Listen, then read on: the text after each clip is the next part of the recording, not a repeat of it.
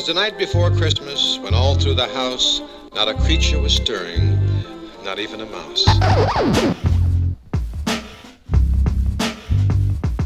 'Twas the night before Christmas, everything was going good as things go down here in the hood. I was chillin' by the fire, just reading my book.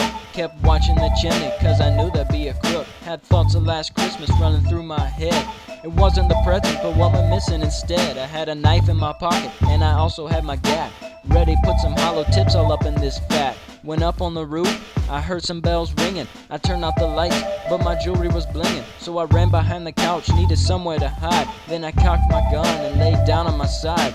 Went over by the chimney, there came a loud sound, and Santa was sitting with his ass on the ground. So I crept up behind him, put a gun to his head, and said, "Any funny business, your fat ass be dead." He said, "Watch it there, Slick, you know not what you do, cause if you kill me tonight, my elves be coming for you." So I thought to myself, decided to give him a chance. So I sat back down and put my gun in my pants. He was a short man, but as big as a blimp.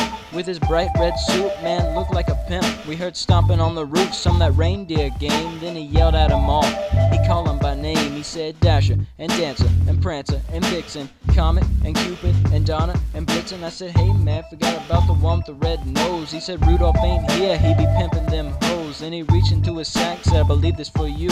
It was some true warrior records along with Ron Artest too." I said, "Man, Santa, how did you know?" He said, "Your wife will tell me anything once I give her the show."